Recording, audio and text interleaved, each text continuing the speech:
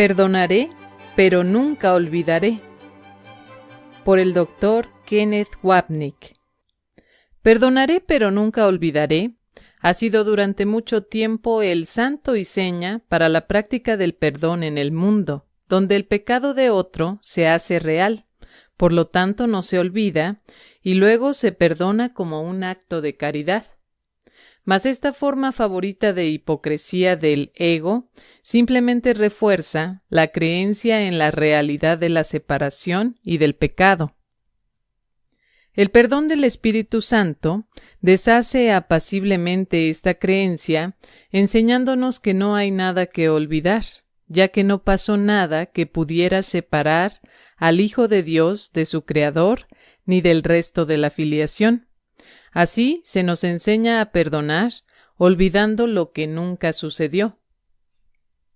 Estos extractos contrastan la versión del perdón del curso con el enfoque típico del mundo, descrito en el canto de la oración como el perdón para destruir.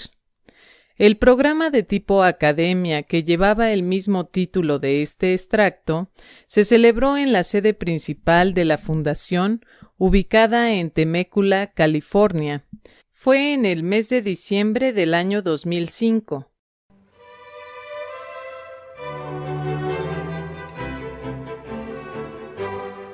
Parte 1. Este tema, de perdonaré pero nunca olvidaré, es una forma de hablar de lo que el folleto El canto de la oración llama el perdón para destruir. La sección 6 del capítulo 30, llamada La justificación del perdón, es uno de los pocos lugares del curso en que se alude a este concepto del perdón para destruir. La lección 126 es otro, aunque el término en sí solo se utiliza en el suplemento o anexo. La frase perdonaré pero nunca olvidaré es bien conocida y muchos grupos y personas la utilizan.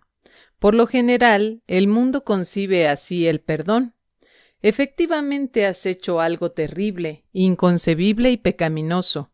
No lo olvidaré, aunque sí te perdono.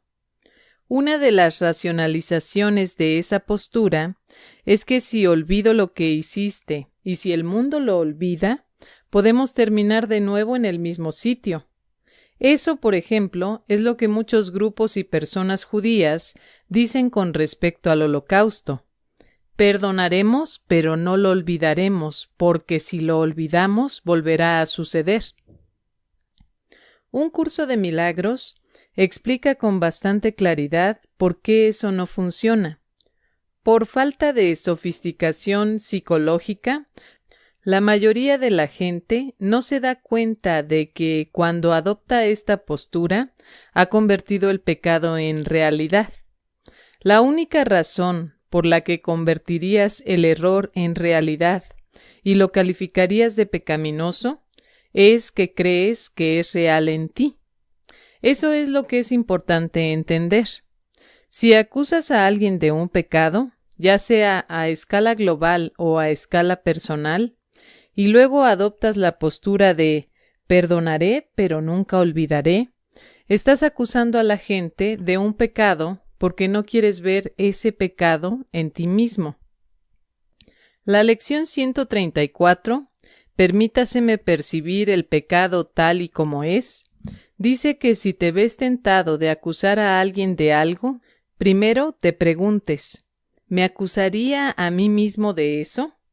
No significa necesariamente que te estés acusando a ti mismo de haber cometido la misma forma de pecado, sino ciertamente de incurrir en el mismo contenido.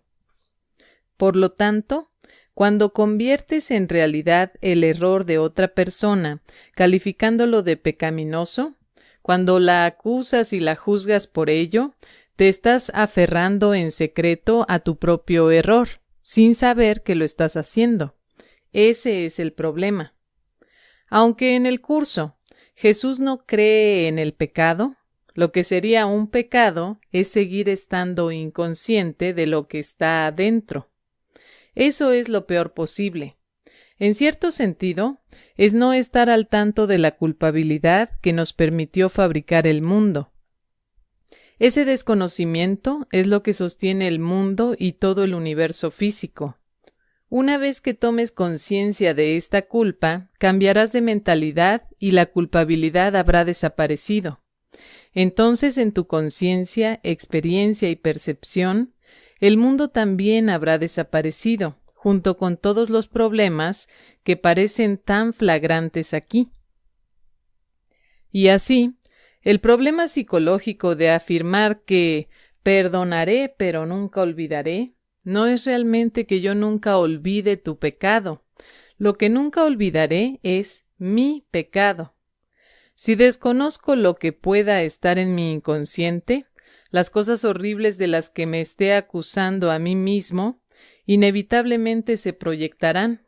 Una vez proyectadas, dado que desconozco su fuente, creeré que mis ataques están justificados porque de nuevo no tendré conciencia de dónde proceden. Todos somos muy habilidosos para justificar nuestros ataques. Cuando un grupo de gente, un individuo, una raza, una nación o un perdonaré pero nunca olvidaré, garantiza que aquello mismo de lo que está acusando a otro seguirá sucediendo una y otra vez. Además, habrá una necesidad de que siga sucediendo una y otra vez, porque continuará la necesidad de percibir el pecado en otro y no en uno mismo. De ahí que no funcione el perdón para destruir, del cual perdonaré pero nunca olvidaré, es una expresión. Perdonaré al pecador, pero no el pecado, es otra. En el canto de la oración, Jesús enumera 4 formas diferentes en las que se presenta el perdón para destruir. La primera forma es perdonaré, pero nunca olvidaré. No usa esa expresión, pero es cuando le perdonas a alguien un pecado que ya has hecho real y al hacerlo asumes de forma automática una posición superior. Soy un cristiano ejemplar, sincero y fiel. Por lo tanto, te perdono lo que has hecho, pero sí lo has hecho. No hay manera de que podamos adoptar esa posición sin denigrar a la persona a la que supuestamente estamos perdonando. Decir perdonaré pero nunca olvidaré no es realmente más que una expresión de esa primera forma de perdón para destruir. El problema, una vez más, con toda la dinámica del perdón para destruir, y luego con perdonaré pero nunca olvidaré, en lo particular es que no te das cuenta de tu propia complicidad. No necesariamente tu complicidad conductual, en el sentido de que seas responsable de lo que otras personas hacen, sino tu complicidad por hacer que el pecado sea muy real y por juzgarlo de forma adversa. Si estuvieras experimentando el amor de Dios dentro de ti, sería literalmente imposible juzgar a nadie por nada. No importa cuán abominable fuera el crimen, cuán atroz fuera el pecado, cuán execrable fuera el acto, no podrías juzgarlo. El amor no juzga, no condena, no hace comparaciones ni ve el pecado. Por lo tanto, si ves pecado, si acusas a alguien de lo que sea, en cualquier nivel, debe ser porque en el instante en que estás fabricando esa percepción errónea, en tu mente has repudiado al amor. Cuando quiera que repudiemos al amor, igual que todos lo hicimos como un solo hijo justo al principio, cuando repudiemos el amor de Dios, nos sentiremos culpables. Forzosamente. No hay manera de evitarlo porque nos acusamos del pecado de traicionar, descuidar, abandonar, atacar y rechazar el amor. A raíz de ese pecado sentimos una culpabilidad tan inmensa, la culpabilidad siempre lo es, que la única manera de sobrevivir es deshacernos de ella por medio de la proyección. Es entonces cuando enviamos a los que la atracción de la culpa en el capítulo 19 describe como los hambrientos perros del miedo, que salen a merodear en una despiadada búsqueda de pecados. listos para abalanzarse sobre el más mínimo asomo de pecado y culpa en otro. Todos andamos merodeando por ahí, buscando despiadadamente el pecado en alguien, en quien sea. Cuando otras personas cooperan haciendo cosas que a los ojos del mundo son claramente pecaminosas, malvadas e inicuas, no lo pensamos dos veces. Es muy fácil atacar y acusar, y encontramos muchas otras personas que nos apoyan.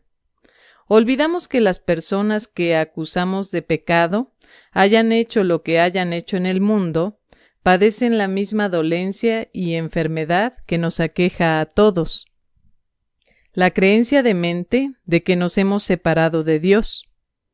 Todo el mundo la padece. Algunas personas manejan la culpa generada por eso de maneras socialmente aceptables. Otras personas la manejan de maneras socialmente inaceptables y otras personas la manejan de maneras extremadamente inaceptables para la sociedad. Cometen asesinatos masivos o genocidio. Muchos de ustedes conocen ese maravilloso parlamento en la obra El mercader de Venecia, donde Shylock, el viejo judío prestamista, al que no pintan de forma muy favorecedora en la obra, habla de toda la persecución que ha sufrido. En esencia dice: ¿acaso no sangra un judío? Si le pincháis, ¿no sangra como todos los demás? Bueno, ¿acaso no sangra un nazi? ¿No sangra un terrorista? ¿No sangra la gente que se sienta en la Casa Blanca? ¿No sangra todo el mundo? Todos sufren y tienen dolor. Esa es la verdadera percepción del Espíritu Santo, la visión de Cristo que ve como iguales a todos los que están aquí. La percepción se enturbia y resulta distorsionada cuando se comienza desde la percepción de la propia condición pecaminosa. Una vez que creemos, como dice el libro de ejercicios, que somos la morada del mal, de las tinieblas y del pecado, no nos queda más remedio que proyectar eso mismo en un intento muy poco adaptativo por parte del ego de deshacerse del problema. Esta es una dinámica sumamente exitosa que ha funcionado desde el principio de los tiempos. De hecho, es el comienzo de los tiempos, así como del mundo. Es muy eficaz, excepto que realmente no funciona. Es muy eficaz porque no funciona. El ego no quiere que funcione porque si realmente pudiéramos deshacernos del pecado proyectándolo sobre otra persona y viéndolo ahí, ya no quedaría ningún pecado en nosotros para proyectar. El problema es que las ideas no abandonan su fuente. El pecado no abandona su fuente en la mente, lo que significa que tenemos que seguir proyectando. Mientras el pecado y la culpabilidad, términos que podemos usar indistintamente, permanezcan dentro de nosotros, los proyectaremos. No hay forma de que podamos evitar eso. El mundo puede agradecerle a Freud ser el primero que enunció claramente esta dinámica que describió de manera genial. Después de él, otros añadieron más al respecto, pero él fue el primero que describió de forma sistemática cómo funciona. Todo lo que sea inconsciente, de una u otra manera encontrará su salida, pero sin que lo sepas. Proyectas tu culpa con la mágica esperanza de que puedas deshacerte de ella, pero ahí se queda, lo que significa que tienes que seguir proyectándola. No solo eso, sino que todo el asunto se refuerza porque en algún nivel sabes que tus acusaciones contra otro son falsas, haya hecho lo que haya hecho. No atacas porque la persona haya hecho aquello de lo que la acusas, sino porque inconscientemente crees que tú has hecho aquello de lo que acusas a esa persona. Es un ciclo sin fin que es la historia del mundo y seguirá siendo la historia del mundo hasta que un individuo en el mundo porque basta uno solo, sea capaz de alumbrar esa culpabilidad inconsciente con la luz de la verdad. Cuando alumbras la oscuridad, que es lo que significa llevar la oscuridad ante la luz, la oscuridad desaparece, y sin culpabilidad no hay proyección. Si no hay proyección, no hay odio, juicio, ataque, asesinato, matanza internacional o genocidio. No hay nada. Pero si tienes la idea de mente de que puedes perdonar y no olvidar, y crees que eso es algo bueno, estás garantizando que seguirá sucediendo. Eso es siempre lo que sucede cuando hay un pueblo victimizado y oprimido. Es la historia del mundo. Si son religiosos, puede que traten de perdonar, pero sin olvidar lo que se les hizo. Cuando ellos, con el tiempo, accedan al poder, todos sabemos lo que harán. La historia del mundo es como un sube y baja. Subimos y bajamos, subimos y bajamos. La Revolución Francesa es probablemente uno de los ejemplos más descarados, flagrantes y sangrientos. Te rebelas y te sublevas por causas aparentemente justificadas, y luego, cuando accedes al poder, haces exactamente lo que se te hizo a ti.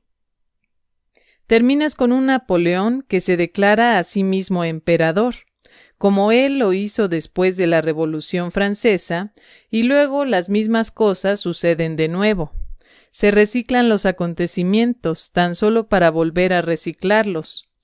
Cuidado con cualquiera que diga, perdonaré, pero nunca lo olvidaré. Eso es incluso peor que simplemente decir, nunca olvidaré, porque al menos cuando alguien dice, nunca olvidaré, no tienes la ilusión del perdón. Cuando le añades lo de perdonaré, adoptas una actitud muy de un fariseo. Soy muy buen cristiano, judío, musulmán o ateo, y estoy perdonando porque eso es lo debido, pero sigo aferrado a lo que hiciste. Es importante entender por qué no funciona, para que te sientas motivado a hacer lo que sí funciona, que es perdonar sin la parte de nunca olvidar, es decir, olvidas de verdad. Otra razón por la que perdonaré pero nunca olvidaré no funciona es que estás diciendo, hiciste algo terrible en el pasado y nunca lo soltaré. Obviamente estás haciendo que el pasado sea real por definición. Bueno, ¿y qué es el pasado? Si nos apartamos de nuestro tema actual y miramos brevemente qué cosa es el tiempo, se vuelve muy evidente la razón por la que eso no funciona.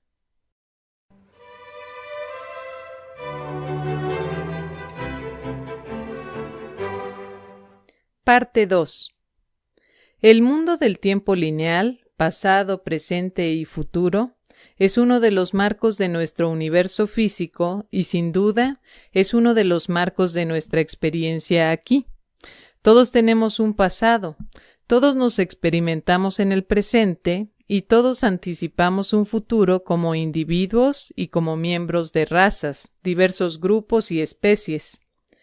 Pero el tiempo lineal es una proyección de lo que solemos llamar la Trinidad impía del ego, que es la constelación mental de pensamientos de pecado, culpabilidad y miedo que precedió al universo físico.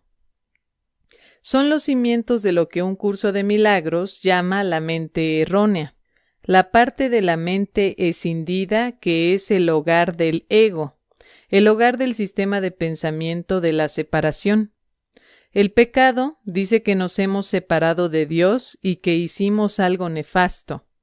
Nos abruma la culpabilidad, no solo por lo que creemos que hemos hecho, sino por aquello en lo que creemos que nos hemos convertido. Personas pecadoras que nos hemos separado a expensas de Dios. Entonces la culpabilidad se vuelve tan intolerable que no podemos sino creer que merecemos ser castigados, el resultado inevitable de creer en la culpabilidad o el pecado. He hecho algo terrible, soy alguien terrible, por lo tanto merezco ser castigado. y ahora me agobia el miedo del castigo. Cuando proyectamos eso, el pecado se convierte en el pasado, la culpabilidad en el presente y el miedo en el futuro. He pecado en el pasado, experimento este enorme odio hacia mí mismo en lo que considero el presente y me aterra el futuro que inevitablemente traerá el castigo que con toda justicia merezco. El pecado, la culpabilidad y el miedo proyectados hacia afuera conducen al pasado, al presente y al futuro. Retomemos perdonaré, pero nunca olvidaré. Al hacer que el pasado sea real, estoy haciendo que el significado del pasado sea real, a saber, lo convierto en un pecado. Como Jesús señala una y otra vez en un curso de milagros, así como en el canto de la oración, ¿cómo puedes perdonar un pecado que has hecho real? Para perdonarlo, primero lo tienes que hacer real y luego de alguna manera fingir por arte de magia que no existe. Eso es lo que significa perdonaré, pero nunca olvidaré. Esta es la razón por la que esa afirmación caería bajo la rúbrica del perdón para destruir. Tal vez sea una manera no muy sutil en que los egos de todos nosotros se aferren al sistema de pensamiento que dio lugar a nuestra propia existencia, un sistema de pensamiento de pecado, culpabilidad y miedo que está protegido por la proyección. Veo el pecado, el mal y la perversidad en ti, no en mí mismo. El ego nos dice que así es como estaremos fuera de peligro. Así es como conseguiremos la inocencia. La verdad, por supuesto, es justo lo contrario. Y no hay salida a menos que estemos dispuestos a dar un paso atrás y a mirar las acusaciones que lanzamos contra otros. No importa cuán justificadas parezcan, no importa cuántos miles, millones o miles de millones de personas estén de acuerdo con nosotros, mientras no retrocedamos y veamos más allá de la proyección y el deseo de justificarla, y no nos demos cuenta de que es una proyección de lo que llevamos dentro, no habrá esperanza de que se efectúe ningún cambio significativo en nosotros mismos y ciertamente tampoco en el mundo. Aun cuando la mayoría de los estudiantes del curso pueden en principio aceptar, entender y estar de acuerdo con todo esto, es difícil no estarlo cuando se presenta de esta manera, les resulta casi imposible llevarlo a cabo debido a un gran temor. Decimos que aparenta ser una terquedad, pero detrás de esta se encuentra el miedo a mirar nuestro propio pecado. En el miedo a mirar dentro, en el texto, Jesús dice que el ego nos dice que no miremos dentro, pues si lo haces, tus ojos se posarán sobre el pecado y Dios te cegará. No mires dentro de tu mente porque si lo haces verás tu pecado, experimentarás tu culpabilidad, y tu temor a las represalias de Dios estará justificado porque Dios te cegará, que es una manera más amable de decir que Dios te aniquilará, te destruirá y te arrojará al olvido. Así que no miramos al interior. Al principio solo hay un interior, solo hay una mente. De hecho, siempre solo hay una mente. Pero el ego nos convence de que la psicosis es el camino a seguir. Así que aparentemente proyectamos lo que está dentro. Digo aparentemente porque en realidad la culpabilidad no abandona la mente. Aparentemente la proyectamos y eso da lugar a un mundo. Luego inventamos un cuerpo con un aparato sensorial que percibe un mundo, pero todo es literalmente inventado, por lo que es una psicosis. Vemos un mundo y experimentamos un cuerpo que no están allí. En nuestra demencia estamos muy seguros de que tenemos razón, porque el cuerpo y el cerebro nos dicen que la tenemos. Los cerebros más inteligentes del mundo nos dicen cómo llegamos hasta aquí, en qué consiste el mundo, cómo surgió y cómo es que algún día dejará de existir. Y todos están equivocados porque no miran dentro. Hay una razón por la que no miramos dentro. Nuestros ojos se posarán sobre el pecado y Dios nos cegará. La proyección siempre llega al rescate. Y luego atacamos fuera lo que creemos secretamente que está dentro. Eso es lo que se entiende por la línea en el libro de ejercicios que dice: el pensamiento que no perdona protege la proyección. Los pensamientos que no perdonan, nuestros juicios, nuestros enojos, nuestra irritación y nuestros resentimientos, protegen el hecho de que hemos proyectado sobre otras personas los rencores que abrigamos contra nosotros mismos, nuestro propio sentido de pecado y nuestra propia culpa, pero no sabemos que lo hemos hecho. Ese es el problema. No me canso de enfatizarlo.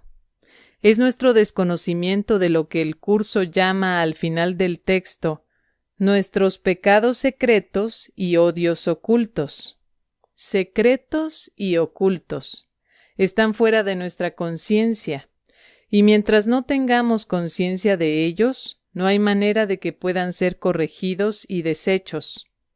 Si no se corrigen y se deshacen, se enconarán en el inconsciente e inevitablemente acabarán proyectándose, razón por la cual, una vez más, no hay esperanza legítima de que se produzca ningún cambio significativo en el mundo.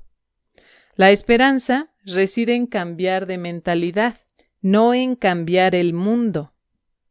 Una vez entendido el concepto del perdón para destruir, y por qué no funciona perdonaré pero nunca olvidaré, es preciso tomar conciencia de por qué no vives y practicas el perdón. La clave es centrarse en eso.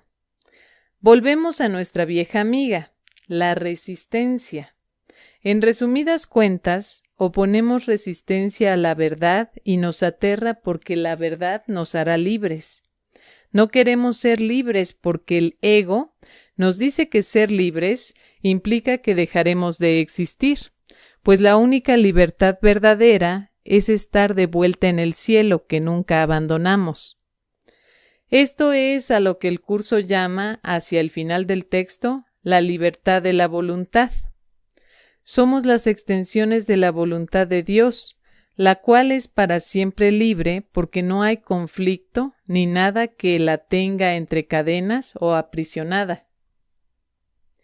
Para el ego, la libertad significa estar libre de la unicidad de Dios. Por eso en nuestro mundo todos le dan tanta importancia a ser libres. La gente habla de la libertad externa, que no es necesariamente algo malo. Pero si quieres ser realmente libre, es poner énfasis en el lugar equivocado. Ser realmente libre significa que te da igual lo que la gente le haga a tu cuerpo porque eres libre dentro de tu mente. Es posible que no seas libre de cambiar las circunstancias o las situaciones externas, pero llegarás a entender que las situaciones externas no son responsables de tu felicidad o de tu infelicidad, de tu aprisionamiento o de tu libertad. Nuestra decisión a favor del ego es la que nos aprisiona y nuestra decisión a favor del Espíritu Santo es la que nos libera. Todo lo demás da igual y no tiene importancia.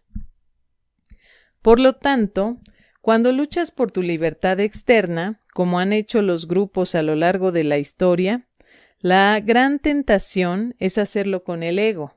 Y sabes que lo estás haciendo con el ego si crees en la separación, en el ataque justificado, en las revueltas justificadas, o si crees que tu felicidad se puede comprar a expensas de otra persona. Los malos tienen que morir para que nosotros podamos vivir. Esta es la razón por la que ninguna revolución funciona realmente. Se basa en el principio de uno o el otro. Tú me oprimías, ahora voy a derrocarte y yo te oprimiré a ti.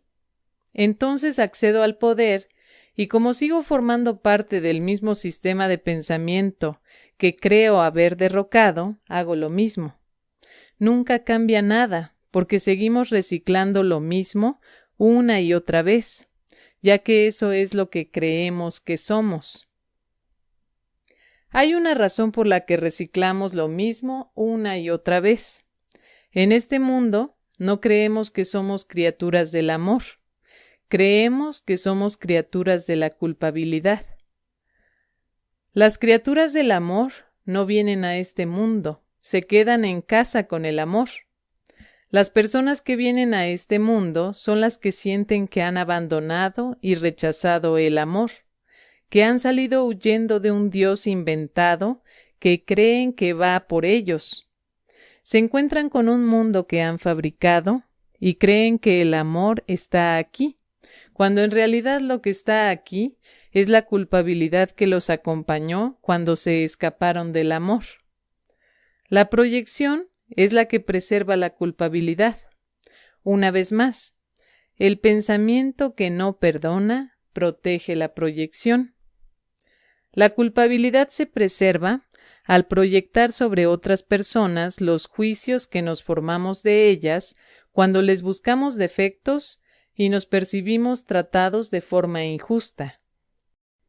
Eso es lo que creemos que somos, está en nuestro ADN, y por eso nos resistiremos firmemente a todo lo que quiera deshacer o cambiar ese ADN. La pequeña voz que oímos dentro nos dice que si dejamos ir nuestros juicios y nuestra rabia, si vemos a todas las personas como iguales y nos soltamos de la culpabilidad, nos esfumaremos, desaparecidos en el olvido. Por supuesto que el proceso no funciona de ese modo. Al final sí desapareceremos en el corazón de Dios, pero antes de eso, lo que desaparece es la culpa junto a la angustia, la depresión, la ansiedad, el miedo y el malestar.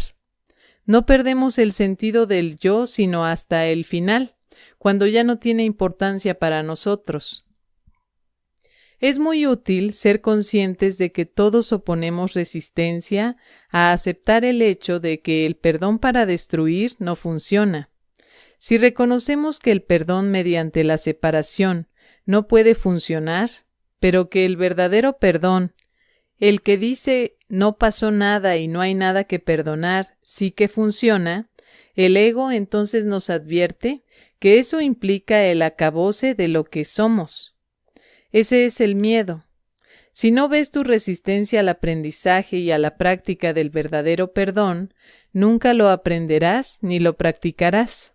Pensarás que lo estás haciendo, pero lo único que harás realmente es practicar el perdón para destruir. Un último punto. Casi al final del segundo capítulo de El Canto de la Oración, que es sobre el perdón, Jesús nos dice que no limitemos el perdón a un marco mundano. No limites el perdón a un marco mundano, porque eso es perdón para destruir. ¿Qué quiere decir con un marco mundano? El cuerpo es el marco mundano. Por lo tanto, no veas el perdón como un proceso que ocurre entre tú y otra persona. El perdón es un proceso que ocurre en tu mente. En última instancia, es la expresión de tu perdón de ti mismo por haber elegido al ego en lugar de elegir al Espíritu Santo. Ese es el verdadero perdón. Significa que no aplicarás el perdón de una manera que refuerce y por lo tanto genere mayor separación. Decir perdonaré pero nunca olvidaré es claramente una declaración dualista. Hay un yo que te está perdonando, pero es también una declaración, como hemos visto, que refuerza la creencia en el pecado.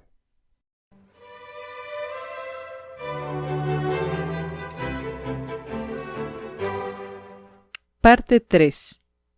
Pregunta: ¿dónde encaja la sensación de vulnerabilidad en este modelo? Respuesta: encaja perfectamente. El cuerpo fue fabricado para ser vulnerable. Ser vulnerable es la idea de que ahí fuera hay algo que puede lastimarnos física o psicológicamente, una idea que encaja a la perfección en el sistema del ego. El ego quiere que nos sintamos vulnerables porque eso afianza la creencia de que alguien del exterior pueda lastimarnos y sobre todo niega el hecho de que la mente correcta es verdaderamente invulnerable. Cuando estamos en nuestras mentes correctas, nada puede lastimarnos porque sabemos que no somos cuerpos, y aun cuando éstos pudieran ser lastimados y atacados, sabríamos que eso no tiene nada que ver con nosotros. Por lo tanto, la idea de que somos vulnerables, que realmente significa que somos cuerpos psicológicos o físicos, es una negación de la verdadera invulnerabilidad de la mente y encaja muy bien en el sistema del ego. Pregunta: ¿qué intenciones podría yo establecer para liberar la sensación de vulnerabilidad? Todavía no creo que no soy un cuerpo, así que realmente creo que alguien puede hacerme daño. ¿Cómo puedo hacer que lo contrario sea real para mí? Respuesta: la liberas dándote cuenta de que ser vulnerable no te brinda paz, y que reconocer tu invulnerabilidad como mente te brindará paz. Mirarías la situación desde un punto de fortaleza en vez de debilidad. Si aún no crees que no eres un cuerpo y que por consiguiente se te puede hacer daño, sigue siendo honesto al respecto y dite a ti mismo: la razón por la que tengo miedo, me siento angustiado, enojado o molesto, es que me siento vulnerable.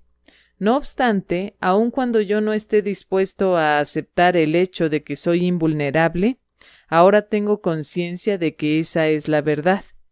Al menos ahora sé que ese es el problema. El problema no es lo que esta terrible persona está a punto de hacerme o lo que me ha hecho. El problema es que tengo miedo de retornar a mi mente donde está la verdadera invulnerabilidad. Al menos de esta manera estás siendo honesto. Eso constituye dar un paso adelante muy útil. Pregunta: esto se refiere a limitar el perdón a un marco mundano. Supongo que este es el perdón al que estamos acostumbrados porque es sinónimo del perdón para destruir. Teniendo en cuenta eso, probablemente ni siquiera haría la pregunta que he hecho muchas veces: ¿cómo olvida uno cuando se ha realizado el perdón? Eso probablemente implica que apenas sé lo que significa el perdón. Respuesta: probablemente así sea. Y son muchos los que están en la misma situación que tú. Esta es la razón por la que se dictó el folleto El canto de la oración y por la que hay tantas instancias en el curso que se refieren a nuestra incomprensión del perdón. Pensamos que el perdón se da en el contexto de un cuerpo. Esto es inevitable porque nosotros pensamos que somos cuerpos. Así que obviamente cualquier cosa que pensemos estará matizada por la propia experiencia de que somos cuerpos. Por eso está esa frase tan importante que dice: ni siquiera puedes pensar en Dios sin imaginártelo en un cuerpo o en alguna forma que creas reconocer. Puesto que somos cuerpos, no hay manera de que podamos pensar en Dios sin que Él también tenga cuerpo. Puede que sea diferente del nuestro, pero definitivamente pensamos en Dios como una persona. Él tiene que ser un cuerpo y una persona porque nosotros somos cuerpos. Puesto que pensamos en nosotros mismos y en otras personas como cuerpos, naturalmente pensaríamos que el perdón es un proceso que ocurre entre cuerpos. Creemos que el amor es algo que ocurre entre cuerpos. Creemos que el ataque es algo que ocurre entre cuerpos. Creer eso es no entender el punto fundamental, pues el ataque y el especialismo, en cualquiera de sus formas, ocurren en la mente, no en el cuerpo. Ahí es donde está operando el perdón. De hecho, todo está operando en la mente porque no hay cuerpo ni mundo. Lo que es útil, una vez más, es ser honestos con nosotros mismos y ser conscientes de que estamos leyendo el curso a través de nuestra propia lente, Es decir, pensamos que Jesús se está dirigiendo a nosotros como cuerpos y que le está diciendo a mi cuerpo que perdone al cuerpo de otra persona. Claro que eso es lo que dicen las palabras, pero se nos está escapando toda la intención y el significado de las palabras si pensamos de esta manera.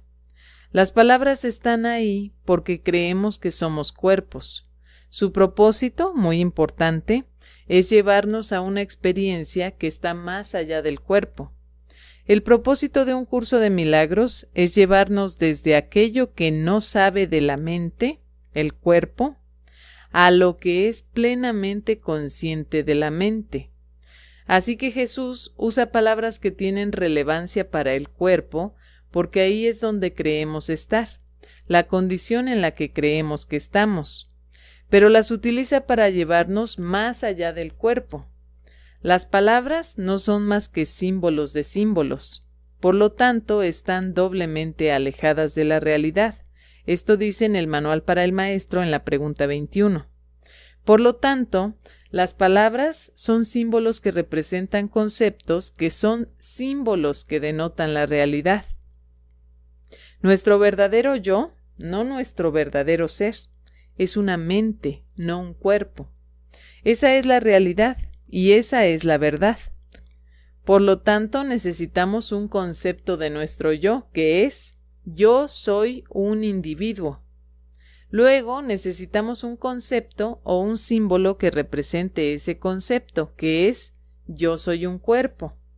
El cuerpo simboliza, pues, el concepto del yo como individuo, que a su vez es un símbolo de quien realmente somos. Por lo tanto, mi yo dentro del sueño no es el cuerpo.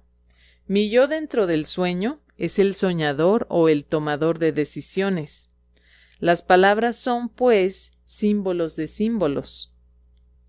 La palabra cuerpo simboliza el símbolo del concepto que tengo de mí mismo como una entidad separada, que a su vez es un símbolo de un yo que es un tomador de decisiones en la mente.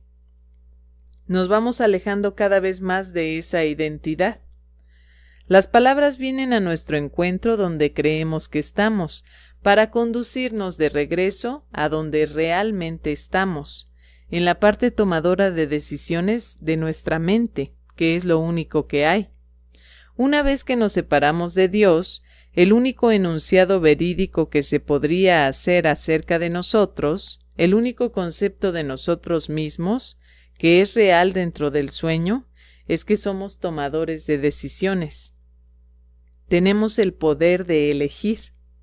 Cuando elegimos al ego, abdicamos de nuestro concepto como tomador de decisiones y nos convertimos en un ego, la morada del mal, de las tinieblas y del pecado, como dice en la lección 93. Proyectamos eso y luego nos convertimos en un cuerpo, también la morada del mal, de las tinieblas y del pecado. Excepto que pensamos que la morada del mal, de las tinieblas y del pecado es el cuerpo de otra persona, no el nuestro. Ahora estamos muy, muy lejos de donde partimos, que fue siendo un tomador de decisiones que está haciendo una elección equivocada. Una vez más, reflexiona sobre esto por un momento y no intentes juzgar el perdón ni limitarlo a un marco mundano. Lo que precede a esta declaración en el canto de la oración dice básicamente que el Espíritu Santo sabe lo que es el perdón y que debemos permitirle enseñarnos. Lo que sucede, por supuesto, es que más bien nosotros le enseñamos a Él. Así que en lugar de leer el curso con una mente abierta y dejar que Jesús nos diga lo que nos está enseñando, lo leemos con una mente cerrada que ahora piensa que es un cuerpo. En esencia le decimos a Jesús lo que Él nos está diciendo, y todos estamos equivocados. El canto de la oración se dictó un año después de que se publicara un curso de milagros para corregir lo que ya iba por mal camino en las mentes de los que estudiaban el curso. Por desgracia, al parecer, su labor de corregir a las personas no resultó muy eficaz. en parte porque la gente no lo lee. Y si lo hacen, lo leen de la misma forma en que leen el curso. Así que una línea muy clara como la siguiente: no pongas el perdón en un marco mundano, no se entiende. Hay una línea paralela en los dos cuadros, en el texto, donde Jesús dice que hemos tratado de encajar el mejor cuadro en el marco equivocado. En este contexto diríamos que el mejor cuadro es el perdón y el marco equivocado es el cuerpo. Ponemos el mejor cuadro en el marco equivocado, el marco mundano. Por eso el perdón aquí se vuelve imposible. No lo hacemos porque siempre nos estamos aferrando a lo que las personas han hecho, y lo que han hecho siempre está en el pasado. En el presente experimentamos el dolor. El futuro se convierte entonces en los perdonaremos, pero nunca olvidaremos, lo que significa que los estamos juzgando silenciosamente, por no mencionar a nosotros mismos. Por lo tanto, hemos tomado el proceso del perdón y lo hemos puesto en el marco mundano del tiempo lineal, lo que significa que lo hemos puesto en el marco de la mente equivocada, del pecado, la culpabilidad y el miedo. A estas alturas no hay perdón ni esperanza. La idea es ver un curso de milagros como un viaje que nos lleva de estar sin mente o de mentes a ser una mente plena, un viaje que nos remontará a la mente. Ahí es donde hay que practicar el perdón. Ahí es donde está el problema. La decisión a favor del ego es el problema, no lo que tú me has hecho o lo que yo te he hecho. Eso no es más que una proyección de lo que nuestras mentes han hecho.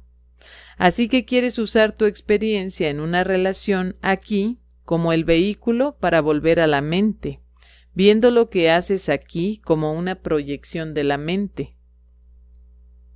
Pregunta: nuestro miedo al perdón es que nos llevará al amor de Dios, que por supuesto significaría nuestra aniquilación como un yo, la desaparición de nuestro yo en el amor de Dios, ¿no es así?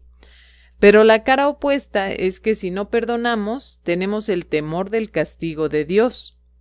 Total, menuda situación en la que nos hemos metido. Hagamos lo que hagamos, salimos perdiendo. Respuesta: sí, desde la óptica del ego, eso es precisamente lo que el ego hace. Su propósito es tener esa situación sin salida.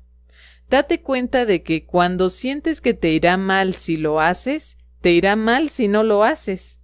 O como dice el ego, malo si lo haces y malo si no lo haces. Es que has elegido al ego, lo que significa que debe haber otra manera de mirar el asunto, una manera que trascienda lo que te parece terrible hacia la izquierda e igualmente terrible hacia la derecha. La respuesta a eso es que no te esfumas al interior de Dios. Como mencioné antes, eso sucede al final del proceso, en lo más alto de la escalera. Entonces tú desapareces, la escalera desaparece, todo desaparece. Sin embargo, a medida que vas subiendo la escalera, desaparecen aquellas cosas del ego que te resultan muy dolorosas: la ansiedad, la culpa, el miedo, la depresión, la rabia, etc. Aún conservas un sentido del yo. No es sino hasta el mero final que te das cuenta de que ese mismo yo también es una ilusión, y para entonces habrás llegado al punto en que dices: ya no quiero esto, ya no lo necesito. Entonces, desaparece. Recuerda la frase: no temas que se te vaya a elevar y a arrojar abruptamente a la realidad. Es decir, no temas que te vayas a extinguir de un soplido. No sucede de esa manera. El ego utiliza el miedo al futuro como una forma de reforzarse a sí mismo. Recuerda, cada vez que te involucras con el tiempo, sabes que es el ego. Hice algo terrible en el pasado. Ahora me siento fatal. Dios sabe lo que sucederá en el futuro. No va a haber suficiente tiempo para que yo aprenda este curso. Voy a tener que morirme, regresar otra vez y volver a comenzar el libro de ejercicios. Cada vez que te involucras con el tiempo, sabes que es el ego. Una regla general aplicable a toda situación es que cada vez que te preocupas del pasado, que te afliges o sientes ansiedad respecto al futuro, es el ego. En ese momento ni siquiera discutas contigo mismo, porque digas lo que digas, saldrás perdiendo. Lo que te ayudará a superarlo es darte cuenta de que todo eso es el ego. Cualquier ansiedad sobre el futuro y cualquier recriminación que te hagas con respecto al pasado son parte de la estrategia del ego para mantenerte arraigado en el tiempo, y si estás arraigado en el tiempo, tu yo separado es real. Pregunta. Después de unos 20 años de trabajar con este curso, me doy cuenta de que prácticamente siempre estoy mirando con el ego. Respuesta. La diferencia entre mirar con el ego y mirar con Jesús o el Espíritu Santo es que cuando miras con el ego te sientes aún peor. Te sientes culpable y luego te sientes temeroso, etc. Cuando miras con Jesús, aprendes a sonreír. Mirar con Él realmente significa reconocer a qué estás renunciando por aferrarte a los odios especiales o a los amores especiales. Ese es el elemento clave. Darte cuenta de que aferrarte a tus resentimientos o aferrarte a tu atracción por las cosas bonitas te está costando la paz de Dios. No tiene nada de malo que te gusten las cosas bonitas, pero si las usas como sustituto del amor de Dios, después de un tiempo dejan de funcionar. Una vez más, tenemos que comprender que aferrarnos al especialismo en cualquiera de sus dos modalidades nos está costando la paz de Dios, y darnos cuenta de que ya no queremos pagar ese precio, o tal vez, para ser más honestos, deberíamos decir que seguimos queriendo pagar ese precio. El ego, sin embargo, nunca nos dejará mirar al ego mismo y ver el costo. Cuando miras con el Espíritu Santo, miras al ego y te das cuenta del costo. Esa es la diferencia entre las dos formas de mirar. Pregunta. Me atrae mucho el curso porque me suena cierto, pero por otro lado, no cuadra con la forma como piensa el mundo. Respuesta. Hace algún tiempo di un taller titulado Cuando 2 más 2 son 5. El objetivo de ese taller fue decir que el mundo en el que vivimos es un mundo de 2 más 2 es igual a 4, que es lógico, excepto que no funciona. El mundo del que procede un curso de milagros y que hace que el curso sea lo que es un mundo de 2 más 2 es igual a 5, lo cual aquí no tiene ningún sentido. Pero cuando lees el curso, algo suena cierto. Por eso la gente no lo deja, incluso, como siempre me gusta decir, si no lo entienden. Algo les suena cierto y los atrae, y eso se debe a que procede de un mundo en donde 2 más 2 es igual a 5. Cuando estás en presencia de algo que suena cierto, muy a menudo no tiene sentido desde el punto de vista del mundo. Pero algo suena cierto porque en cierto sentido, sea lo que sea, desbroza todo lo sabido por el mundo. Viene de otro lugar y llega a otro lugar en ti, a lo que el curso llama la mente correcta. Básicamente lo que dice es que vivir en un mundo de 2 más 2 es igual a 5 te infunde paz porque te brinda una paz que no está supeditada a nada de lo que está sucediendo aquí. Podrías estar en paz pase lo que pase. Vivir en un mundo de 2 más 2 es igual a 4, donde las cosas parecen cuadrar y tener sentido, no conduce a la paz porque el mundo en sí no tiene sentido. Pregunta. Ciertamente he experimentado que el perdón de mis hijos y de otros miembros de la familia no funciona, que he fracasado en el perdón tanto en el mundo real como siendo un ego. Es necesario tener esa experiencia en el proceso de avanzar hacia el perdón real y tomar conciencia de que algo de tu motivación como ego no va por buen camino. En otras palabras, ¿es ese el peldaño inferior de la escalera y para pasar al siguiente peldaño te das cuenta de que algo debe de cambiar? ¿Tiene que haber un camino mejor? Respuesta. Creo que todo el curso se basa en esa premisa. En esencia, como sabes, así fue como comenzó el curso. Helen y Bill coincidieron en que tenía que haber otra manera porque lo que estaban haciendo no funcionaba. Y creo que todo el mundo tiene esa experiencia, ya sea que la verbalicen o no conscientemente. Ya han probado muchas cosas y no funcionan. Hay una maravillosa sección hacia el final del texto llamada La verdadera alternativa, que habla de que todos probamos distintas cosas en el mundo, manteniendo la esperanza de que esta vez funcione, hasta que finalmente reconocemos que aquí nada funciona, y que la única alternativa verdadera es acudir al interior, porque ahí es donde hay una elección significativa en la mente, entre el Espíritu Santo y el ego. Esa es la elección significativa y esa es la verdadera alternativa. El mundo ofrece miles y miles de alternativas y ninguna de ellas funciona. Esa conciencia es lo que te lleva a la escalera correcta. Te baja de la escalera que al parecer el ego quiere que subas, aunque nunca pasas del mismo escalón. Lo subes, te esfuerzas y te esfuerzas por subir la escalera y terminas todavía en el primer escalón porque la escalera del mundo, la escalera del ego, no te lleva a ninguna parte. Así que reconocer que toda esa escalera está mal es lo que te ubica en la escalera correcta. Luego, simplemente ni corto ni perezoso, la subes.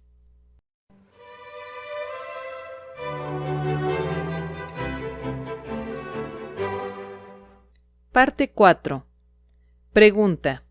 Dijiste que alguien podría lastimar al cuerpo. ¿No sería entonces con mi permiso? Respuesta. En el nivel de la mente, claro, porque es tu sueño. Pero en el nivel de nuestra experiencia en este mundo, no necesariamente. Por ejemplo, podrías ir conduciendo en la autopista cuando le fallaran los frenos al coche que viene detrás de ti y choca contra tu coche. Estoy diciendo que es parte de tu sueño, pero en el nivel de nuestra experiencia aquí no sería así. Estoy tratando de ayudar a evitar que la gente se sienta culpable por creer que han provocado las cosas que les suceden. Ahora bien, tu mente ciertamente lo provocó porque esto es un sueño. Y no solo es un sueño, sino que es un sueño que ya pasó, un sueño que estás repasando mentalmente. Pregunta. ¿La aleatoriedad de que alguien choque conmigo se siente peor que la idea de que aún queda algo por depurar en mi conciencia? Respuesta. Una vez más, en cierto nivel, absolutamente. Es tu sueño y dentro de ese sueño has elegido volver a experimentar ese acontecimiento.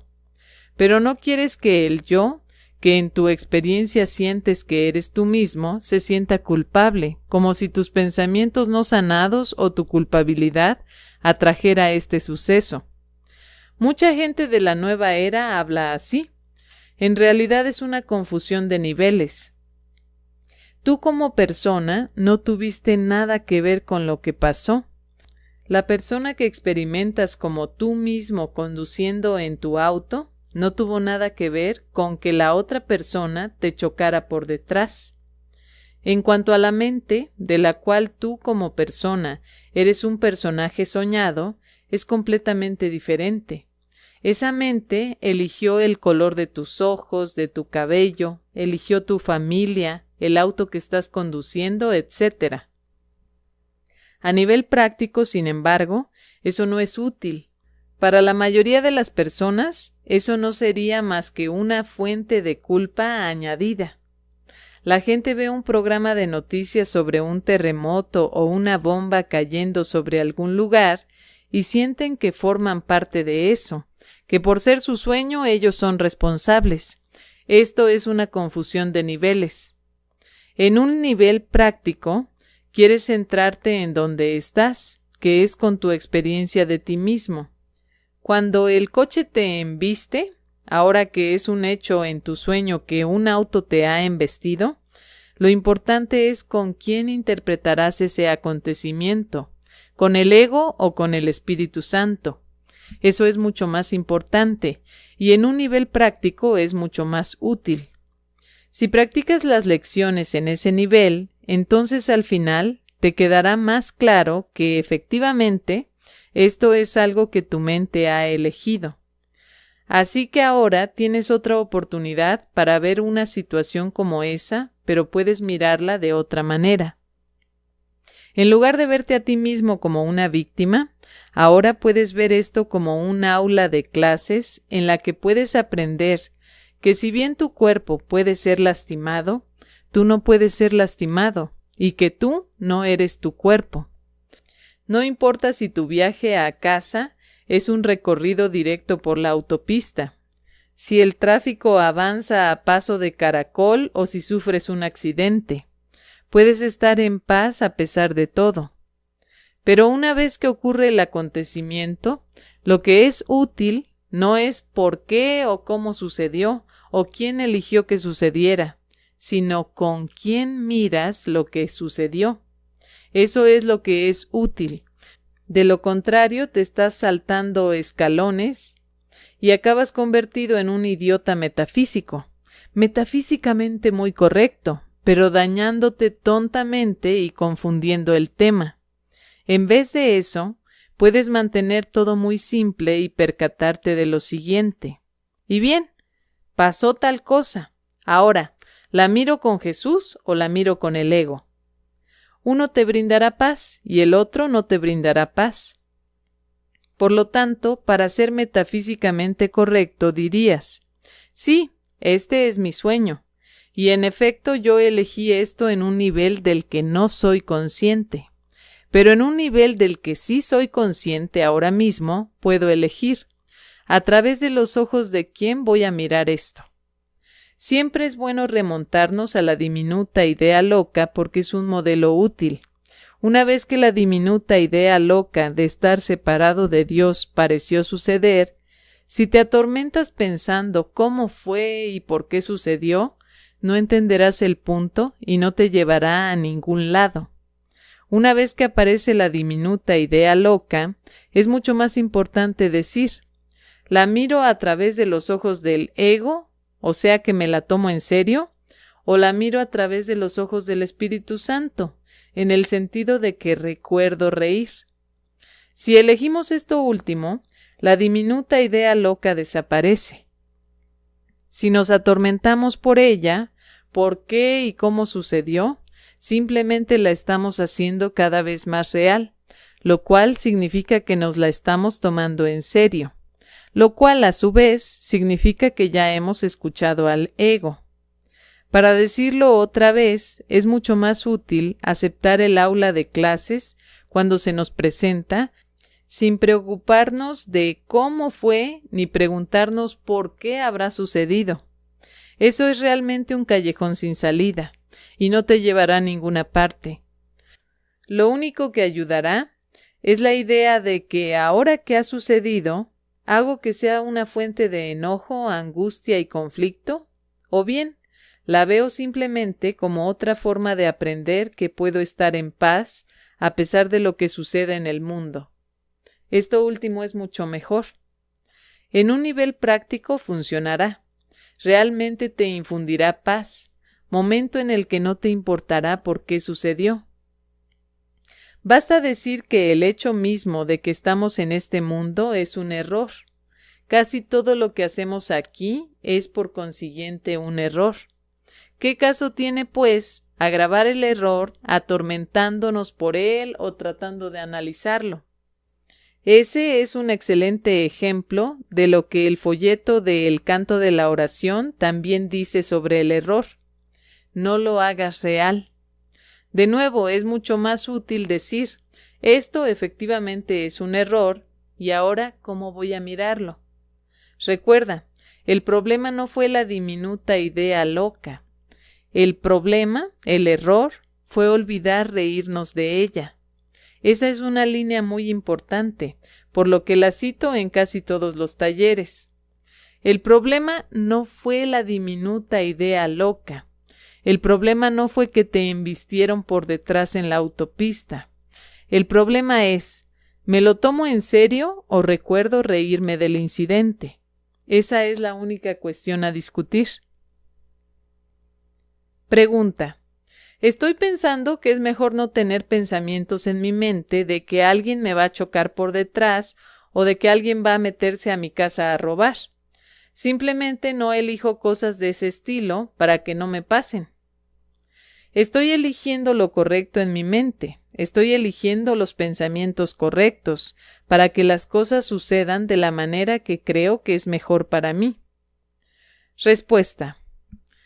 Entonces el problema es que piensas que es importante que sucedan las cosas correctas. Por consiguiente, quieres elegir los pensamientos correctos para que sucedan las cosas correctas. No hay cosas, no existen. Pregunta. Mi forma de pensar ha sido que, si sucede algo malo, digo, elegí el pensamiento equivocado. ¡Ay, qué lástima! Y ya. Respuesta. Pero ese es el mismo error. Simplemente di, pasó algo malo, pero tal vez haya sido lo correcto. ¿Y qué más da? Yo podría estar en paz. Mira, cada vez que te tomas en serio algo en el mundo, te estás adhiriendo al cuerpo y al mundo. Cuando en lugar de poner énfasis en lo que sucedió, pones el énfasis en cuestionarte con quién vas a mirar lo que pasó, pasas del cuerpo a la mente, de lo que no tiene mente a una plena conciencia de la mente. Las formas de mirar en tu mente se originan en el ego o en el Espíritu Santo.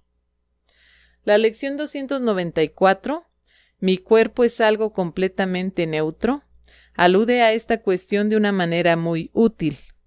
Curiosamente, a primera vista la lección parece estar diciendo exactamente lo contrario de lo que dice el resto del curso.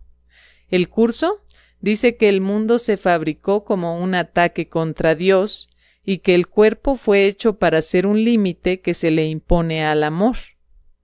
Estos son pensamientos muy cargados de ego. El cuerpo es una parodia de la creación de Dios, una imitación absurda de nuestra identidad como Cristo.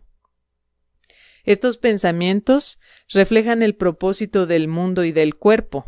Sin embargo, una vez que estamos aquí en un cuerpo, una vez que vamos conduciendo por la autopista y hay un accidente, el cuerpo, el accidente, la situación y la relación son neutros y están a la espera de que elijamos al ego o al Espíritu Santo. Por lo tanto, ya no importa por qué sucedió el accidente. Preocuparse, pues, y tratar de analizar por qué sucedió nos vuelve a arraigar en el pasado. Recuerden, la idea es permanecer en el presente, el instante santo, no estar en el mundo del tiempo lineal, que es estar en el corazón del sistema de pensamiento del ego.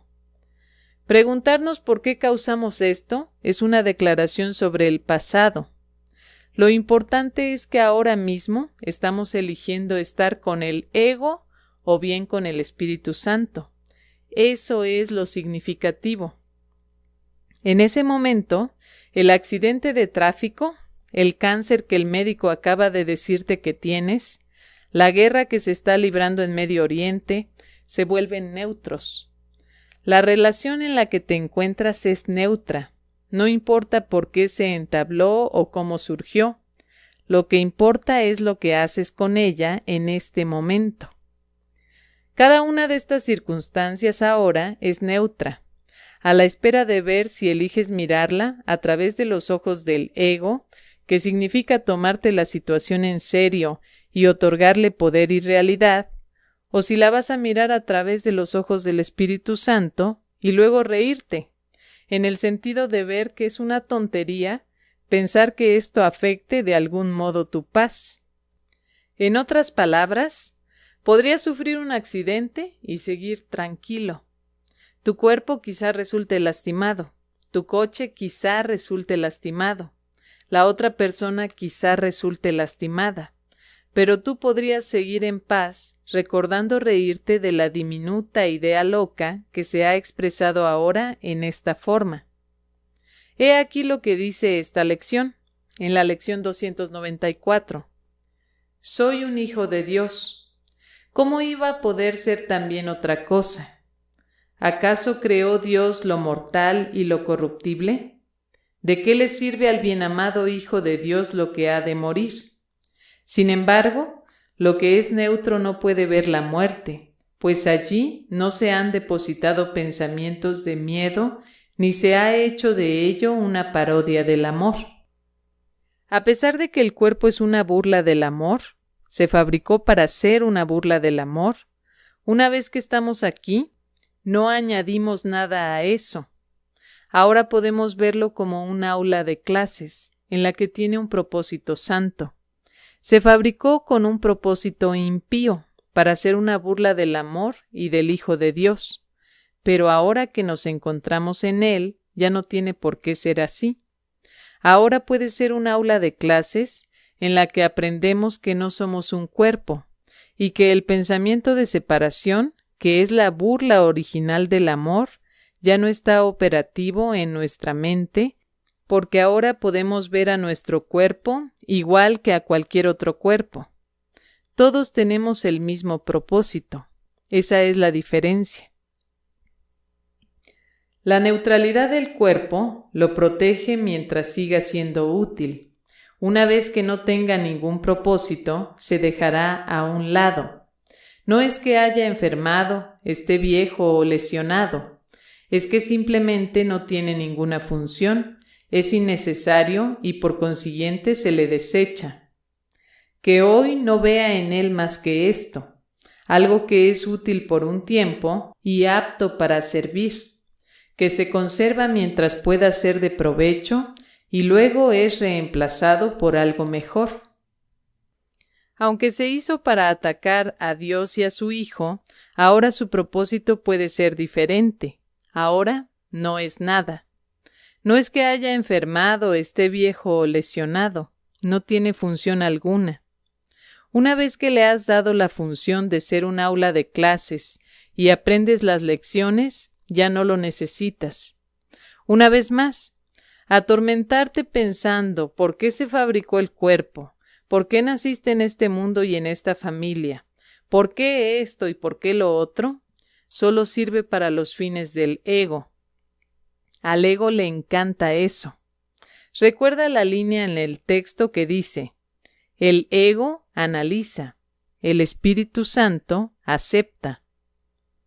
Acepta que esta es la situación ahora y que es un aula de clases. ¿De quién aprenderás? ¿Del ego o del Espíritu Santo? Esto simplificará mucho tu vida.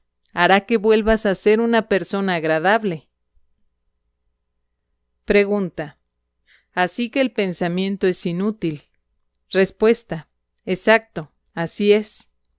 Dando la vuelta a la célebre declaración de Descartes, diríamos: pienso, por lo tanto, no existo.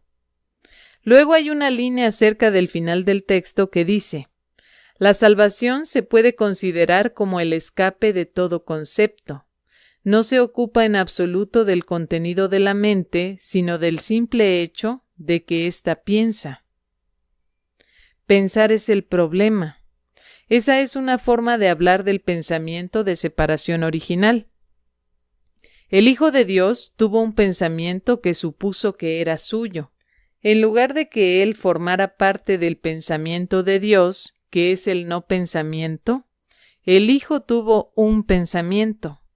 Entonces veneró ese pensamiento y se lo tomó en serio, que es el sentido de venerar. Y luego construyó un mundo entero alrededor de ese pensamiento y siguió piense y piense. El propósito de pensar sobre este curso es aprender a no pensar sobre él. Deja que el curso piense a través tuyo.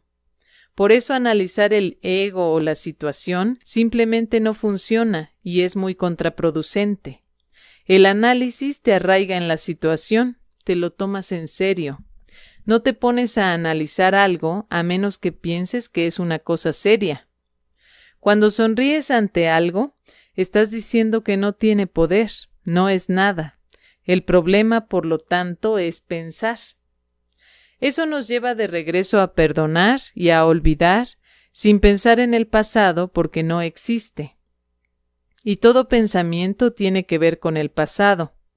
Si piensas en aquello sobre lo que piensas y en lo que estás haciendo cuando estás pensando, te das cuenta de que todo ello gira alrededor del pasado, de tu aprendizaje pasado que ahora aplicas a algo aquí. Y todo es una defensa, diseñada para no conducirte a ningún lado en absoluto, bajo la ilusión de que estás avanzando. Recuerda, este no es un curso dirigido a tu cerebro. Eso es realmente interesante. Es una especie de paradoja respecto a este curso, porque está escrito en un nivel intelectual relativamente alto, para que tu cerebro tenga que trabajar si has de leerlo.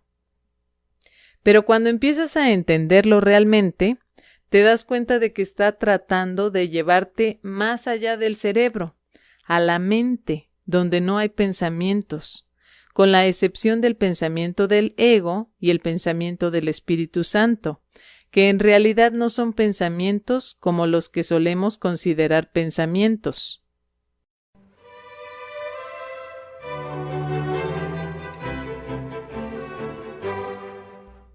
Parte 5. Pregunta. Al final de nuestras clases, cuando cierras con una lectura y luego varios minutos de silencio, noto que cuando sucede, primero todo está muy tranquilo. Entonces entra un pensamiento seguido de otro y otros más. Bueno, ¿ahora qué voy a hacer? ¿Me voy a casa? ¿Iré a almorzar? Y puedo oír el roce de papeles a mi lado. Comienza a circular un zumbido porque esa paz es casi demasiado amenazante. Respuesta. Eso me parece muy útil. Todo el mundo tiene esa experiencia. A la gente le aterra estar quieta, ser irreflexiva en el buen sentido de la palabra. El temor es que si estamos sin pensar, llegará el pensamiento de Dios. Por lo tanto, lo sustituimos con nuestros pensamientos, que es lo que todos hicimos al principio. Entonces nos ponemos a pensar dónde iremos a comer y con quién, o pensamos en las implicaciones de este taller y en lo que implica este curso y demás. El objetivo de este curso es llevarte más allá del pensamiento, y usa el pensamiento como una forma de hacerlo, porque creemos que podemos pensar y que tenemos cerebros que son importantes. Recordemos la maravillosa frase que cito con frecuencia. ¿Todavía estás convencido de que tu entendimiento constituye una poderosa aportación a la verdad y de que hace que ésta sea lo que es? Pues bien, entendimiento es pensar. Pregunta. ¿Acaso no es lo mismo que la meditación budista donde te sientas y sosiegas tu mente? La sosiegas para ir más allá del pensamiento y en ese momento puedes alcanzar la iluminación. Respuesta. Un curso de milagros le añade a eso algo más, ayudándonos a entender por qué no lo hacemos y cuánta resistencia oponemos a hacerlo. Las lecciones del libro de ejercicios, especialmente las primeras, se pueden considerar similares a los ejercicios del entrenamiento mental budista, en el sentido de que te enseñan a observar tus pensamientos. El curso nos ayuda a ver que hay una razón por la que los pensamientos nos llegan cuando estamos tratando de estar sosegados. No se presentan porque sí, tienen un propósito definido. Todo pensar tiene el mismo propósito, que es distraernos de la verdad. Recuerda esa línea sobre conceptos. El problema no es lo que piensas, el problema es que estás pensando. Esto está en el texto capítulo 31, sección 5, párrafo 14. Más importante aún, el problema es que hemos elegido pensar porque nos da miedo el no pensamiento. Analizar nuestros pensamientos, su simbolismo, cómo interactúan y lo que significan, podrá ser divertido y quizás sea un buen ejercicio intelectual, pero no nos llevará a casa. Una vez más, el problema no es lo que pensamos, sino el hecho de que estamos pensando, lo que significa que el problema es por qué hemos elegido pensar. La respuesta es que hemos elegido pensar para que el ego esté a salvo y funcionando, y además para mantener fuera de la conciencia el pensamiento impensado del Espíritu Santo. Eso es lo que es la expiación, un pensamiento impensado o un pensamiento no pensado. Pensar mantiene ese pensamiento fuera de la conciencia. Mirar con el Espíritu Santo suspende el juicio. Está la línea que dice: el perdón es tranquilo y sosegado y sencillamente no hace nada. Simplemente observa, espera y no juzga. Pedir al Espíritu Santo significa que no haces más que mirar a tu ego, esperar con paciencia a que tu miedo se disipe y no juzgar, lo que entonces implica que no hay culpa. No usas palabrotas como el pecado. Eso quiere decir el curso con estar levemente dispuesto. En esa sección del capítulo 18, en la sección cuarta, Jesús nos suplica que no hagamos más de lo que se nos pide, que es simplemente observar, esperar y no juzgar. Nosotros queremos hacer otras cosas de todo tipo. Permítanme repasar aquello de lo que hemos estado hablando, porque creo que es extremadamente importante y constituye la esencia de lo que lleva a muchos estudiantes de este curso a salirse por la tangente. En cierto sentido, el curso en sí es responsable de ello, ya que en algunos lugares se presta fácilmente a malinterpretarse. Si bien se habla mucho del ego en el curso, mucho más de lo que uno encuentra en cualquier otra espiritualidad que conozco, el propósito de hablar del ego de la manera en que Jesús lo hace en el curso es que aprendamos a no tomarlo en serio. La trampa en la que caemos es que una vez que nos fijamos en nuestro ego y en los egos de los demás, como que centramos el intelecto en él, porque nuestra culpabilidad es muy grande, y luego tratamos de analizarlo. Hay que recordar que el propósito de que el curso hable del ego es llevarnos más allá del ego, no verlo por todas partes. Recuerda también que el problema no fue la diminuta idea loca ni fue el ego. El problema fue y sigue siendo cómo uno mira la diminuta idea loca, cómo uno mira al ego. Cuando estudiamos al ego y lo miramos en nosotros mismos, casi siempre nos remite al pasado. Esa es una pista de que algo anda mal. La idea es permanecer en el momento presente tanto como podamos. Hay mucho en este curso sobre vivir en el ahora, permanecer en el momento presente, que es donde podemos elegir como maestro al ego o al Espíritu Santo. Es donde podemos elegir entre el instante no santo y el instante santo. Así que aceptamos como un hecho dado el quehacer que sea, porque ese es el que está allí. La pregunta es, ¿ahora qué hago al respecto? Luego, fíjate lo tentador que es tratar de analizar o entenderlo. Verás que acaba siendo una forma muy sutil de juzgar. Eso solo nos atasca más en el ego, en lugar de desatascarnos. Más que cualquier otra cosa, al ego le encanta que le presten atención. Le encanta ser estudiado, analizado, explicado y entendido, porque eso le da una realidad que no tiene. La cuestión es volver a la parte de nuestra mente que puede elegir a qué maestro seguir. Una de las partes nos hace mirar al ego y hacerlo real, y la otra nos hace mirar al ego y sonreír. Recuerda, mi cuerpo es algo completamente neutro. en la lección 294 que vimos. Mi ego también es algo completamente neutro.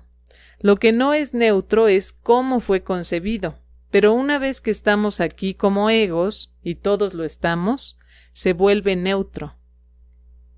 Usamos al ego, ya sea como una prisión de la que nunca escaparemos, pues tratamos de aprisionar a otros proyectando nuestra propia culpabilidad sobre ellos, o bien como un aula. Pero la idea es que no luchemos contra el ego. Analizarlo es una forma de luchar contra él, de tratar de controlarlo. No importa cómo llegaste hasta aquí, lo que importa es lo que haces una vez que estás aquí. No importa por qué tuviste un accidente en la autopista, lo que importa es cómo lo manejas una vez que ha sucedido. No importa por qué tienes cáncer, lo que importa es cómo miras ese cáncer ahora mismo. No importa por qué hubo un terremoto que asoló unos poblados, lo que importa es cómo miras el suceso, ya sea que lo estés viendo en las noticias, sentado frente a la pantalla de tu televisor, o que de hecho te encuentres en pleno siniestro. Analizarlo y decir que tus malos pensamientos o los de otra persona fueron causantes del suceso, o que Dios está castigando a las personas que están sufriendo porque viven en un país pecaminoso o algo, todo eso le da una realidad y un poder que no tiene. Eso es lo que ha sucedido. La única pregunta es, ¿ahora cómo lo veo? ¿Como un aula de clases o como una prisión? Eso es todo. Pregunta. Supongamos que te encuentras en una situación en la que tienes que tomar una decisión crucial. Has suspendido tu juicio. Estás a la escucha del Espíritu Santo. Ahora bien, no te llega nada. No tienes ninguna inspiración, ni te sientes inclinado a proceder de una manera ni de otra. Respuesta. Entonces, lo que yo haría en una situación semejante sería empezar con la premisa de que hay una respuesta. Todos los conflictos tienen una respuesta. Todos los problemas tienen una solución. Así que procedería con la suposición de que la respuesta la llevo dentro, y todo lo que tengo que hacer es dejarla salir. Si no sale nada, es porque no estoy listo para escucharla. Asunto concluido. No entres con una guía perforadora. No trates de sacarla tú. Solo di que la respuesta está ahí, porque todo problema tiene una respuesta. Y si es mi sueño y el problema lo establecí yo, tiene una respuesta. Pero evidentemente no estoy listo para oírla o para aceptarla, y eso está bien, no pasa nada. De esa manera estás siendo honesto en cuanto a lo que está ocurriendo, pero no te estás presionando. Solo di que no estás listo. Si hay una fecha límite y necesitas una respuesta en el nivel de la forma, simplemente haz tu mejor esfuerzo. En todo caso, si no obtienes una respuesta, no te alteres. Acepta el hecho de que no estás listo para escucharla y está bien. Recuerda, el perdón es tranquilo y sosegado y sencillamente no hace nada. Simplemente observa, espera y, lo más importante, no juzga. Así que no te juzgues si no obtienes una respuesta. Sin embargo, la respuesta sí llegará. El Espíritu Santo habla de una forma que podamos aceptar, pero si no llega nada, solo es debido a que nos da demasiado miedo la respuesta, lo que significa que aún no estamos listos y eso está bien. Cuando Jesús dice que este es un curso fácil y que es muy simple, se está refiriendo a esto, que no se nos pide que hagamos mucho. En este caso, menos es mejor, porque cuando queremos hacer más, estamos haciendo estropicios. El Espíritu Santo no hace nada. Nosotros somos los que hacemos cosas. Por lo tanto, queremos hacer que sucedan cosas. Luego queremos desvirtuar cosas que han sucedido. Queremos hacer cosas. Los cuerpos hacen cosas y las hacen escuchando a la mente que está diciéndoles qué hacer. Esto no significa que no debas hacer cosas en el mundo, solo significa que lo que haces en el mundo fluirá automáticamente de lo que está en tu mente.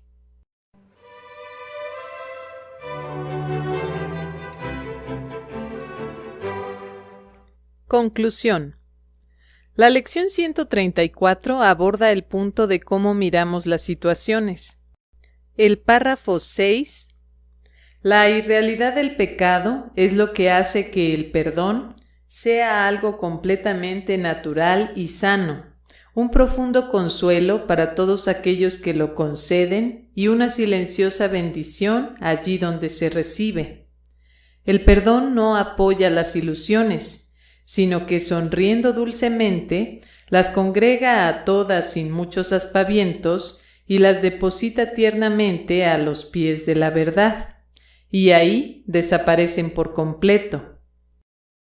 El perdón no apoya las ilusiones, no reconoce las ilusiones, sino que sonriendo dulcemente las congrega a todas sin aspavientos y las deposita tiernamente a los pies de la verdad. Una bonita aliteración, sonriendo dulcemente, sin aspavientos. En inglés, lightly, with a little laugh. Esto quiere decir que el perdón no toma las ilusiones en serio. Es la idea de traer las ilusiones ante la verdad. Cuando miras con Jesús lo que ocurre, ya sea un accidente de tráfico, un cáncer, un terremoto o una guerra, lo miras sonriendo dulcemente, sin muchos aspavientos, trayéndolo ante la verdad. Cualquier cosa en este mundo siempre es alguna expresión de la oscuridad, y cuando la miras junto a esta gloriosa luz de quien eres, la importancia de la oscuridad, la situación, simplemente se atenúa hasta convertirse en insustancialidad y desaparecer. El perdón es lo único que representa a la verdad en medio de las ilusiones del mundo. El perdón ve su insustancialidad y mira más allá de las miles de formas en que pueden presentarse.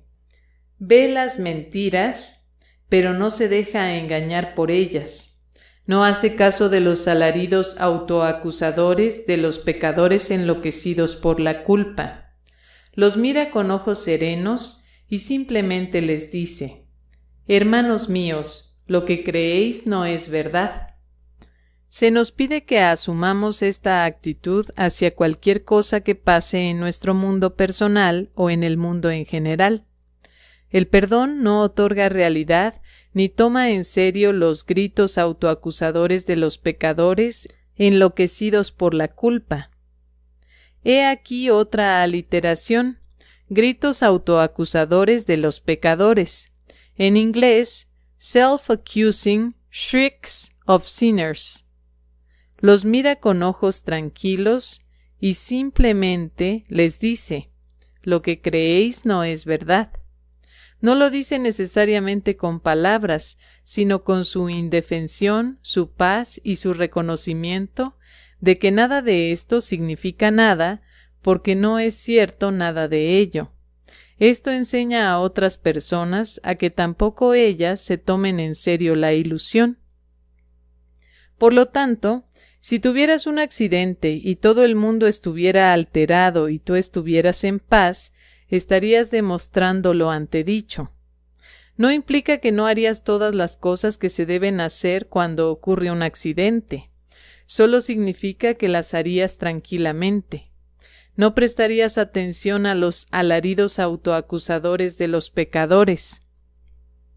Ya sea que las acusaciones vayan dirigidas a sí mismos o a ti.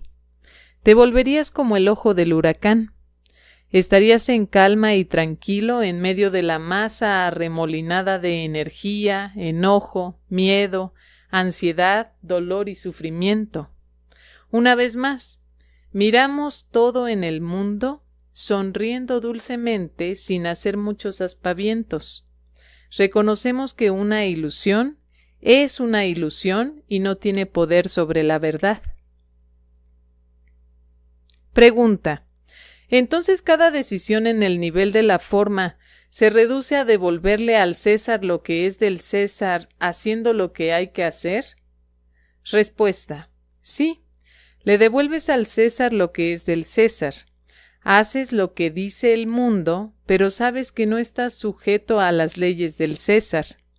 Eso hace que cada situación sea exactamente igual. Ese es el punto clave. Haces que cada situación sea exactamente igual. Siempre he dicho que si la gente realmente entendiera el primer principio de los milagros, no necesitaría el resto del libro, y tampoco un libro de ejercicios. Si realmente entendiéramos desde el mismo inicio por qué no hay grados de dificultad en los milagros, lo entenderíamos todo, porque de eso se trata el curso. En cierto sentido, todo un curso de milagros es una variación sobre ese tema básico. No hay grados de dificultad en los milagros porque cada problema es lo mismo, pues aquí todo es una ilusión. La forma es diferente, pero el contenido es el mismo. Una ilusión es una ilusión. Por lo tanto, todas las ilusiones, independientemente de su forma o magnitud aparentes, se resuelven de la misma manera. Sonriendo dulcemente y sin muchos aspavientos, las traes ante la verdad. Por eso no hay grados de dificultad en los milagros. Cada problema es el mismo. Por lo tanto, cada corrección es la misma. No es la magnitud aparente de la forma. No es la forma en absoluto. También, como he estado subrayando, lo que estamos pensando no es el problema, es el hecho de que estamos pensando. El hecho de que estemos en este mundo tomándolo en serio es el problema, no lo que sucede en el mundo. Dicho de otra manera, las cosas específicas del mundo no son el problema, sino el hecho de creer en el mundo. El problema no es lo que son nuestros pensamientos, es el simple hecho de creer que estamos pensando. Ese es el problema, nunca es lo específico. Nunca estamos disgustados por la razón que creemos. Creemos que estamos molestos por razones específicas de todo tipo. La verdadera razón por la que estamos molestos es que elegimos estar molestos, porque nos tomamos en serio la diminuta idea loca de la separación. Todo lo que Jesús hace a lo largo de este curso es tocarnos en el hombro y decir: hermano mío, lo que crees no es verdad. En el capítulo 23 del texto dice: y Dios piensa de otro modo. Y así, cuando llegamos a Él con nuestras historias, nuestras ansiedades y nuestras preocupaciones, Él nos dice: eso no es lo que te tiene molesto, ese no es el problema. Lo que crees no es verdad. Implícito en eso está lo que le dijo a Helen: no me pidas que solucione el problema aquí. Aquí no hay problema alguno. El problema es que crees que hay un problema. El problema no es lo que piensas, sino que crees que puedes pensar. El problema no es que estés aquí, no estás aquí. El problema es que crees que estás aquí. El problema no es que te hayas separado de Dios. El problema es que crees que te has separado de Dios. Es una gran distinción y es muy importante. Por eso, el perdón no consiste en perdonar a las personas por lo que han hecho. En términos metafísicos, literalmente no han hecho nada. En este nivel, no han hecho nada porque no te han quitado la paz. Puede que te hayan quitado pedazos del cuerpo, pero no te han quitado a ti, no te han quitado la paz. Así que no hay nada que perdonar, no te hicieron nada. Ahora bien, es muy difícil vivir este principio el 100% del tiempo, pero al menos puedes darte cuenta de que cuando eres infeliz es porque has elegido no vivir bajo ese principio. No es un pecado, pero por lo menos ahora sabes cuál es el problema. Eso explica por qué acudir a Jesús o al Espíritu Santo con un problema y exigir que te lo solucionen nos resulta más fácil que acudir a ellos en busca de ayuda sin predeterminar cuál sería la ayuda. Una vez más, Jesús nos diría: Hermano mío, lo que crees no es verdad. No me pidas que te ayude con este problema A, B, C, X, Y o Z. Pídeme que te ayude a ver el hecho de que quieres que haya un problema, porque en verdad sabes que no hay ninguno. Esto equivale a decir que quieres que haya un yo separado, porque en algún nivel sabes que no hay un yo separado.